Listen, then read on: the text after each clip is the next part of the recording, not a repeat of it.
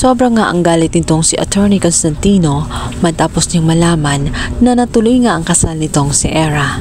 Galit siya kay Renan Alon dahil hindi lang sa kinuha niya ang kanyang posisyon sa naturang kumpanya kay Meredith, maging ang tagapagmana ni Meredith ngayon ay mapapasakin niya.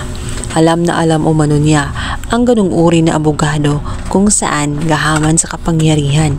Pinagtagpi-tagpi naman itong si Lorena na may posibilidad na maaring ginawa ni Attorney Alon ang lahat para masolve ang kaso nga nitong si Meredith at para matapos agad dahil may maitim siyang plano o di kaya may kinalaman siya sa pagkamatay nga nitong si Meredith at kay Ino. Napangangana lamang itong si Attorney Constantino at sinabing napakagaling niyang magtahi-tahi ng mga kwento para lamang maisingit niya ang pagkamatay nitong si Ino. Bagay umano sa kanya na maging isang journalist. Dapat umano ay magtayo siya ng firm kung saan nagtutukla sa mga unresolved na kaso na kagaya nga kay Ino. Dahil wala na nga siyang ibukang bibig kundi itong si Ino, hindi pa rin siya makamove on kahit na matagal na panahon na natapos iyon. Ang hindi nga alam ni Attorney Constantino na may punto nga itong si Lorena at tama ang kanyang mga pinagtagpi-tagping kwento.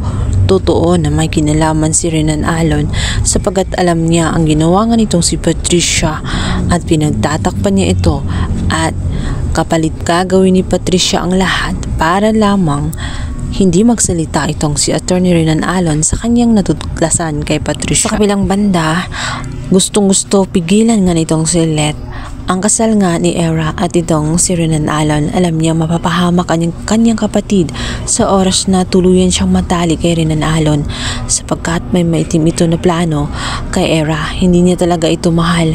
Naghihiganti lamang itong si Ren o kaya si Attorney Alon kung saan ang lahat ay pagpapanggap lamang at kasama sa kanyang mga plano. At dahil nga sa sobrang pagmamadali ni Court at nitong si Lynette ay muntik na nga silang mabangga ng sasakyan. Mabuti na lamang at nailiko nga ni Court ang naturang sasakyan hanggang sa makarating na sila sa simbahan. At narinig nga ni Lynette ang tanong nga ng father kung meron bang tututol sa naturang kasal at kung wala ay ipapatuloy na at patuloy na nga mananahimik ang mga nasa likuran. Mabuti na lamang at naabutan pa nga ni Lynette ang naturang party na iyon at nagsalita na siya na kailangan hindi matutuloy ang kasal sapagkat natuklasan na niya ang katotohanan. Si Ren at itong si Attorney Alon ay isa. Ang kinukwento ng kanilang inang si Meredith tungkol kay Mang Kanor ay katotohanan at ang nakakagulat lamang umano si Ren ay may matagal ng galit at lihim na paghiganti na ginagawa.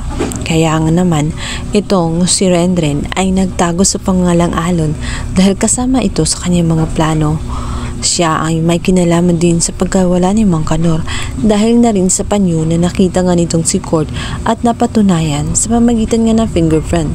Mapapahamak siya kapag itutuloy pa niya ang naturang kasal. Halos hindi na nga makapagsalita itong si Era sa kanyang nalaman. Labis ang kanyang lungkot, lalong-lalo na at inaasahan na nga niya ang naturang kasal. Sa pag-aakala nga niya na dahil sa buntis na nga siya ay maging maayos ang lahat at makakalimutan din niya ang ginawa ni Attorney Alon kung saan nag-cheat dito sa kanya at hindi nagsabi agad ng katotohanan tungkol kay Sabrina. Ngayon isa na namang katotohanan ang naungkat sa kanyang harapan. At kahit mabigat sa kanyang kalooban dahil nga siya ay buntis, pilit niyang tatanggapin ang bagay na iyon at wala na siyang ibang magagawa kundi ang pag-iyak at pagtangis na lamang dahil tuluyan niyang nabibigo ang kanyang pangarap na kasal at masayang pamilya.